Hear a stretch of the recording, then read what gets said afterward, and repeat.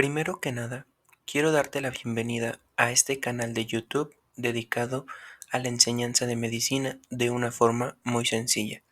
Yo soy Francisco Soldara, estudiante de medicina de cuarto año de la carrera de médico cirujano de la UNAM. Y hoy te voy a presentar el tema de afasias.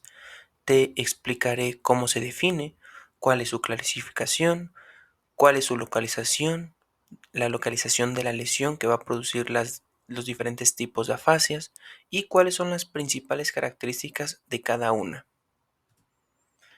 Comencemos. Primero, definamos qué es afasia o de dónde se origina esta palabra. Esta palabra viene del griego y se compone de la letra A, que es negación o negativo, y el sufijo fasis, que significa habla. Y entonces entenderemos que se trata de un defecto o pérdida de la función del lenguaje en el que la comprensión, la expresión de las palabras o ambas están alteradas como consecuencia de una lesión o un proceso degenerativo de los centros del lenguaje en la corteza cerebral. Y los tipos de afasia se van a clasificar según el área cortical lesionada. Entonces tendremos la afasia de Wernicke, la fascia del área de Broca, la fascia conductiva y la anatómica y global. Primero te explicaré la afasia de Wernicke, que también es conocida como receptiva o sensitiva. Y es importante que sepas que esta es una afasia fluida. El habla se produce sin esfuerzo, la articulación y longitud de la frase son normales y la producción es melódica. Sin embargo, a esta afasia se le conoce como un tipo de habla vacía, y esto hace referencia a que esta habla lleva escasa comunicación, de ahí que se le denomine habla vacía. Y este tipo de afasia tiene diferentes características. Es, es parafasia, contiene neologismos y es circunlocución. Estas características te explicaré cada una. La parafasia hace referencia a que el paciente hace pausas para buscar una palabra o sustituirla. El neologismo es una palabra sin sentido. Y la circunlocución es cuando el paciente eh, busca una palabra, no la encuentra y entonces trata de describirla.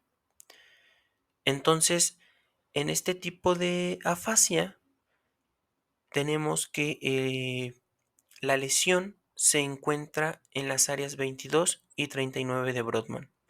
En la imagen, dichas áreas las tenemos la 22 de color azul y la 39 de color amarillo.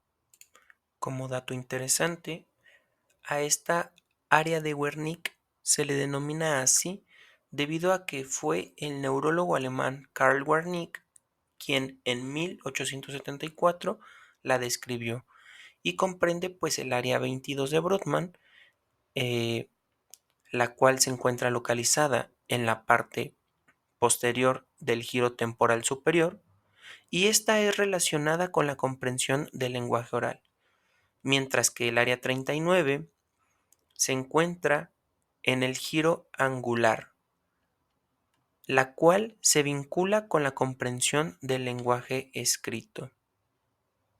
Entonces, es importante que recuerdes que los pacientes con este tipo de afasia son incapaces de repetir lo que les decimos, sin embargo, comprenden lo que les decimos, y además su lenguaje escrito también se encuentra alterado.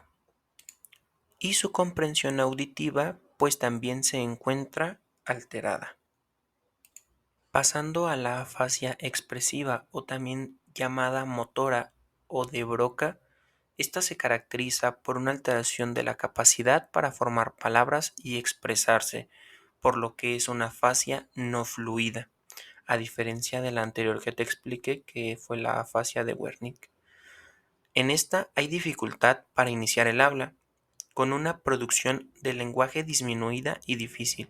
Se dice que los pacientes son incapaces de hilar más de 10 palabras en un minuto, aunque su comprensión y la capacidad de conceptualización están relativamente conservadas.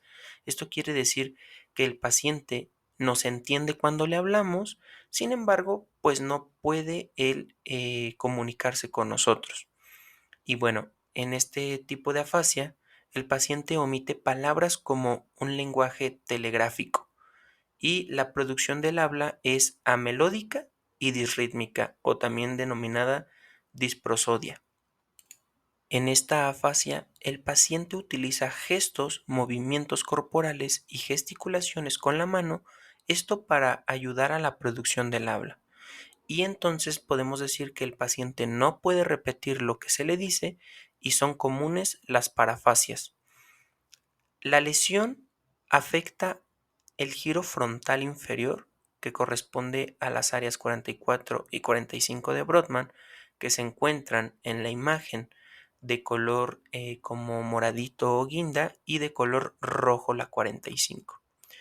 Además afecta la ínsula anterior y la sustancia blanca subyacente.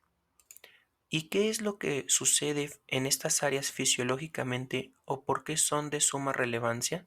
Bueno, en estas áreas se formula un programa de coordinación para la vocalización. ¿Qué quiere decir esto?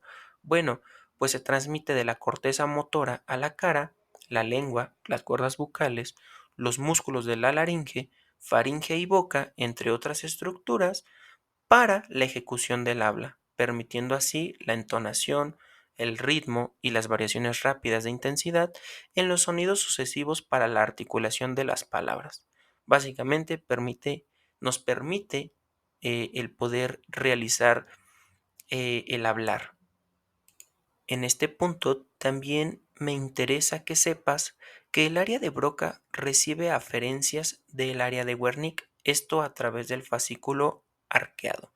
Esto porque en una afasia más adelante veremos que este es otro nivel en el que se puede encontrar afectado y que también va a dar origen a una afasia. Pasando a la afasia de conducción, esta da por resultado de la afección del área perisilviana posterior que irrumpe la aferencia del área de Wernicke hacia el área de Broca a través del fascículo arqueado, que es lo que ya te venía comentando, que se encontraban comunicadas. Y bueno, en esta el paciente presenta un habla parafásica, fluida y buena comprensión. Sin embargo, la denominación y la repetición son deficientes. En pocas palabras, el paciente no puede leer en voz alta por intervención parafásica y tampoco escribe cuando se le dicta, pero sí cuando copian un texto. Y entonces en la imagen podemos observar al área de Broca y también podemos observar al área de Wernicke, las cuales pues se encuentran comunicadas a través del fascículo arqueado que está aquí ilustrado de color rojo. Entonces, esta vía es la que se encuentra afectada en esta afasia llamada de conducción. Finalmente, tenemos a la afasia global, la cual es una modalidad grave en la que, como su nombre lo dice, están alteradas diferentes funciones, diferentes zonas, diferentes áreas y bueno, se encuentran alteradas las principales funciones del lenguaje, como son la producción verbal, la comprensión, la repetición, la nominación, la lectura y la escritura. Entonces decimos que es una lesión extensa que comprende el área perisilviana izquierda, el área de Broca, el área de Wernicke y la sustancia blanca subyacente.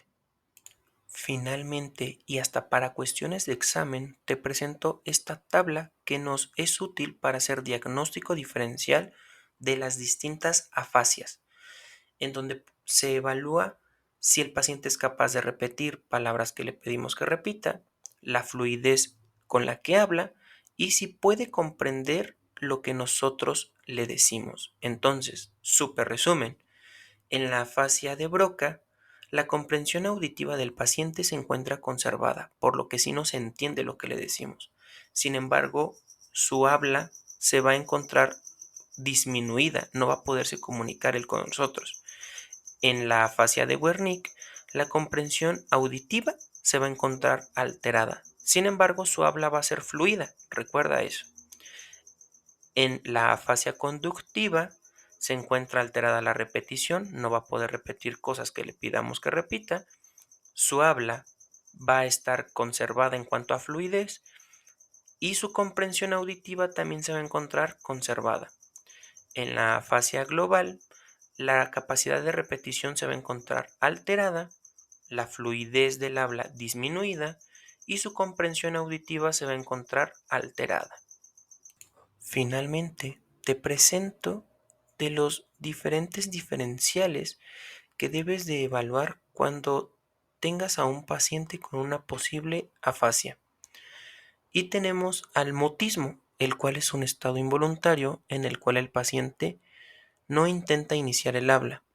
La disartria, el cual es un trastorno de la articulación del lenguaje debido a una alteración en el control muscular del mecanismo del habla. Y finalmente la alexia o dislexia, que también es conocida como la ceguera para las palabras. Esto debido, o bueno, consiste en la pérdida de la capacidad para la comprensión del lenguaje escrito. La persona puede ser capaz de ver palabras y hasta de reconocerlas, pero no de interpretar sus significados. Sin más por el momento, te agradezco que hayas visto este video. Si te fue útil, te pido que te suscribas y lo compartas y que si tienes alguna duda en la que yo pueda ayudarte, me la hagas saber en los comentarios.